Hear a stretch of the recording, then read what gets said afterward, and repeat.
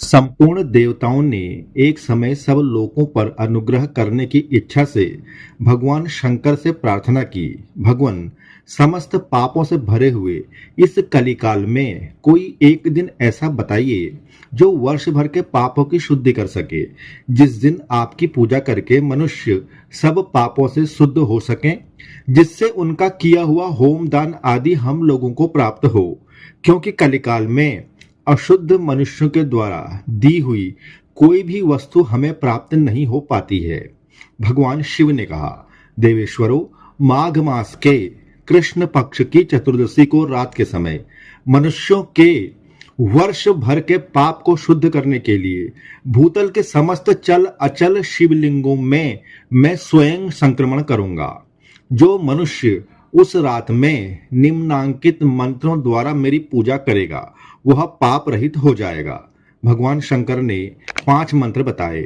ओम सद्यो जाताय नमः, ओम वामदेवाय नमः, ओम अघोराय नमः, ओम ईशानाय नमः, ओम तत्पुरुषाय नमः। इस प्रकार गंध, पुष्प, चंदन, धूप, दीप और नैवेद्य द्वारा इन 5 मंत्रों से मेरे 5 मुखों का पूजन करके निम्नलिखित मंत्र को पढ़ते हुए मन ही मन मेरा ध्यान करे और अर्घ्य प्रदान करे। अर्घ्य मंत्र इस प्रकार से बताया। गौरी वल्लभ देवेश शर्पाढ़ाई शशि शेखर वर्ष पाप विशुद्ध्यर्थम अर्घ्यो में गृहतांग तथा, जिसका अर्थ है पार्वती देवी के प्रियतम, संपूर्ण देवताओं के स्वामी तथा सर्पों की माला से विभूषित भगवान चंद्रशेखर, आप वर्ष भर के पापों की शुद्धि के लिए मेरा अर्घ्य ग्रहण कीजिए। अर्घ्य दान के पश्चात भोजन, वस्त्र आदि के द्वारा ब्राह्मण का पूजन करें, उसे दक्षिणा दें।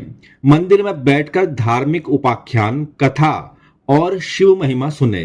देवेश्वरों, जो इस प्रकार शिवरात्रि का व्रत करेगा उसके सब पापों की शुद्धि के लिए यह सर्वोत्तम प्रायश्चित का कार्य करेगा।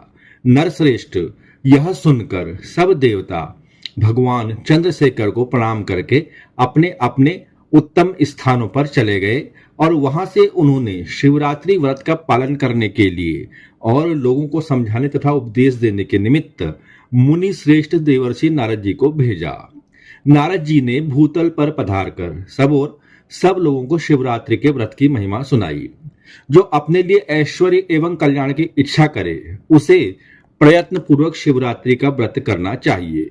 आज के इस वीडियो में बस इतना ही।